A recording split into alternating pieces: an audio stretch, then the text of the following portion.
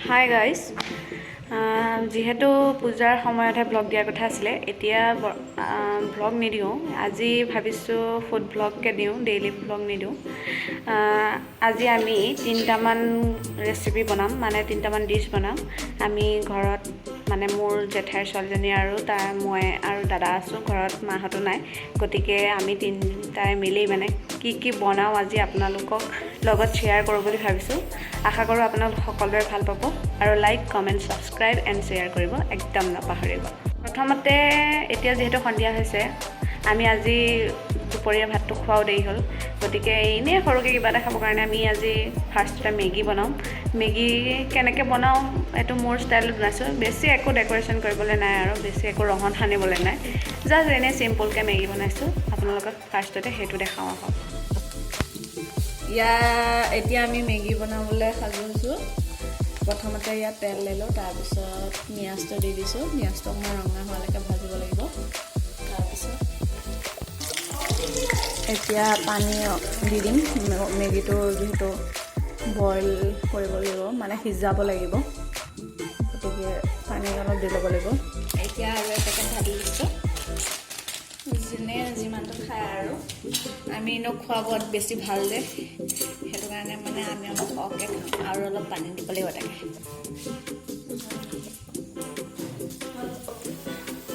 এইটো হৈছে soya sauce এতিয়া চয়া চচ অকণমান ঢালি দিম আৰু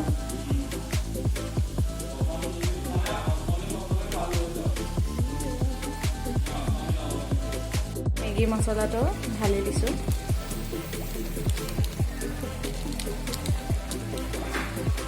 ইয়াত ডিম দি দিলোঁ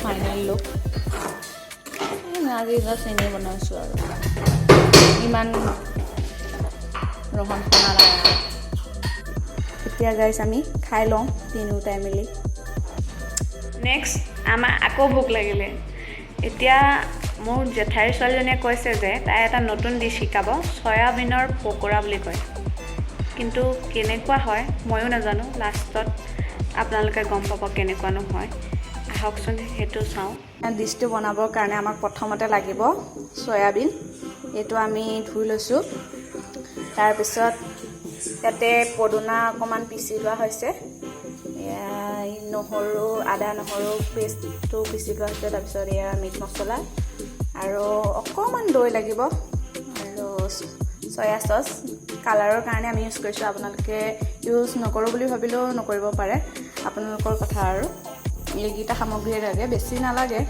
কম খৰচতে হৈ যাব এয়া এই মোৰ জেঠাই ছোৱালী হয় মোৰ ব্লগত দেখিছেই চাগে তাই মোৰ লগত যিহেতু আহিছিল আমাৰ ঘৰলৈ আৰু আজি এই ডিছটো তাই মানে আমাক শিকাব এনেকৈ বনাই ময়ো নাজানো আজি প্ৰথমবাৰৰ বাবে শিকি লৈছোঁ আৰু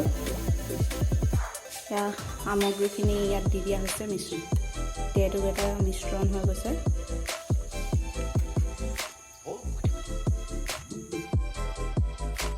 এই গোটেইখিনি সামগ্ৰী মিহলাই এইটো এটা মিশ্ৰণ তৈয়াৰ কৰি লোৱা হৈছে এই মিশ্ৰণটো বইল কৰিবৰ কাৰণে আমি কেৰাহীত উঠাই দিছোঁ এতিয়া নিমখ দি দিছোঁ সোৱাদ অনুসৰি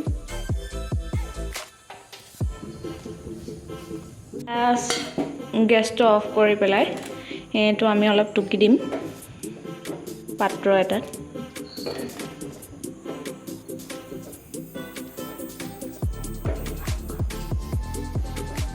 অকণমান নহৰু ছটিয়াই দিম নহৰু আদা নহৰু অলপমান বেচন ছটিয়াই দিছোঁ ওপৰত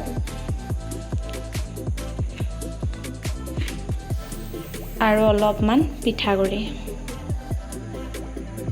দুইটা একেলগে মিহলাই দিছোঁ অকণমান দৈ দি দিয়া আছে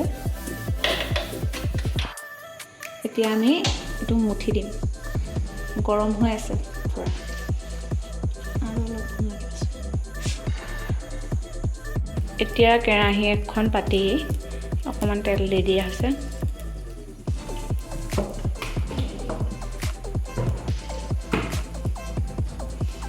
এতিয়া এই মিশ্ৰণটো তেলত দি দিয়া হ'ব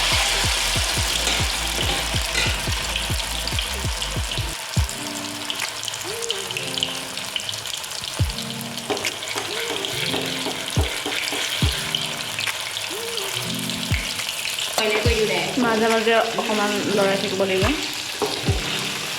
ৰঙচুৱা বৰণ হৈছে আৰু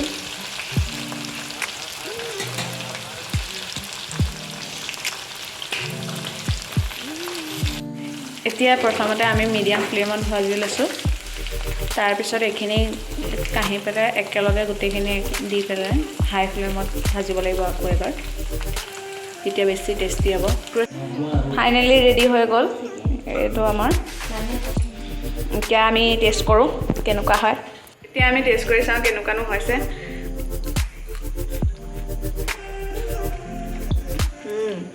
ভাল হৈছে, ভাল বনাইছে। প্ৰথমবাৰৰ বাবে বনাইছিলোঁ, ভাল হৈছে খাবলৈ। আমাৰ মাষ্টাৰ চেফক ক্ৰেডিটটো দিবই লাগিব, তাই বনাইছে।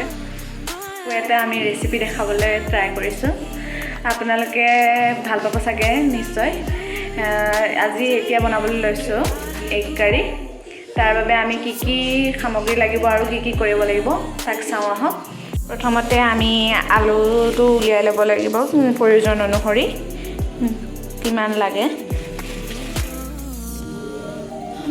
এতিয়া আমি আলুকেইটাৰ বাকলিটো গুচাই লওঁ, তাৰপিছত বইল কৰিব লাগিব।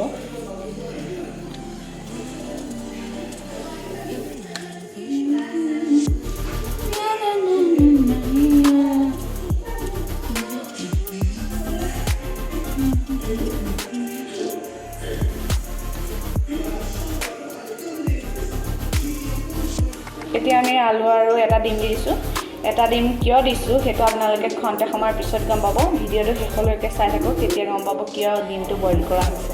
3টা এক্সট্ৰা ডিম আমি অমলেট বনাবৰ কাৰণে ভাঙি লৈছোঁ।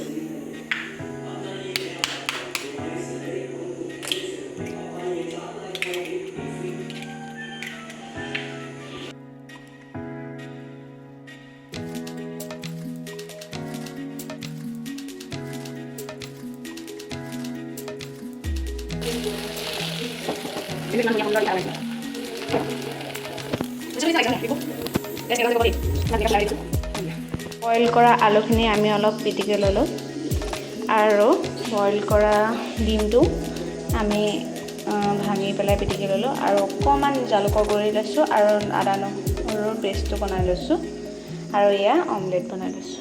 এতিয়া এখন কেৰাহী তুলি মিঠাতেল অকণমান ঢালি দিয়া হৈছে। এতিয়া পিঁয়াজ দি দিছোঁ গৰম কেৰাহী।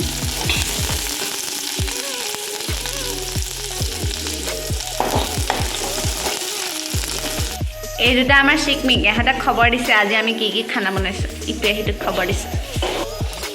এতিয়া আদা নহৰু পেষ্ট দিছোঁ। এতিয়া ৰঙচুৱা কালাৰ হৈছে আৰু অকণমান হালধি এতিয়া দি দিম, অকণমান মিট মছলা টেষ্টটো উঠিবৰ বাবে আৰু সোৱাদ অনুসৰি অকণমান নিমখ। এতিয়া পিটিকি থোৱা আলুখিনি দি দিয়া হ'ব।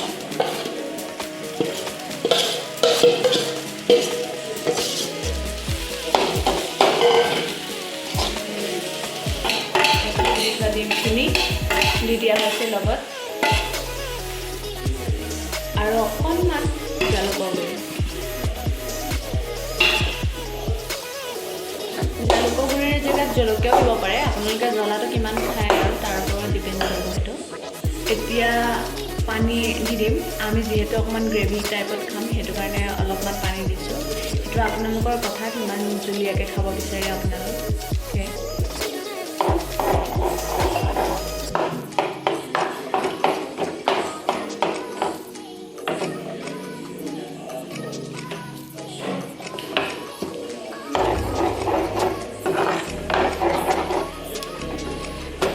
আমি অমলেট কৰি থোৱা ডিমকেইটা ইয়াত দি দিম।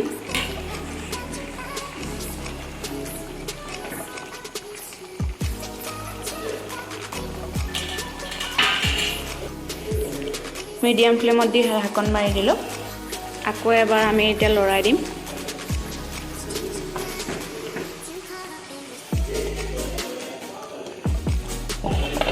এতিয়া আমি অফ কৰি দিওঁ হৈ গ'ল আৰু অকণমান দেৰি এনেকৈয়ে থাকক তাৰপিছত আমি দেখাম কেনেকুৱা আহিছে কালাৰ এইটো হৈছে ফাইনেল লুকটো আজিৰ এগ কাৰী যদি আপোনালোকে এইটো ভাল পাইছে চাই ৰেচিপিটো চাই ভাল পাইছে দেন লাইক কমেণ্ট ছাবস্ক্ৰাইব আৰু শ্বেয়াৰ কৰিব এতিয়া আমি খানাটো খাই লওঁ আৰু আজিৰ এই ৰেচিপিকেইটা চাই আপোনালোকে নিশ্চয় ভাল পালে ভিডিঅ'টো শেষলৈকে চোৱাৰ বাবে আপোনালোক সকলোলৈ ধন্যবাদ থাকিল আশা কৰোঁ আপোনালোকেও এনেকৈ ট্ৰাই কৰিব নিশ্চয় ভাল পাব তেতিয়াহ'লে বাই বাই গাইজ আগলৈও এনেকুৱা ভিডিঅ'সমূহ পাই থাকিবলৈ আপোনালোকে ছাবস্ক্ৰাইব কৰিব আৰু কাষত থকা বেল আইকনটো প্ৰেছ কৰি দিব তেতিয়া আপোনালোকে মোৰ ভিডিঅ'সমূহ আহিলে ন'টিফিকেশ্যনটো পাব দেন বাই বাই গাইজ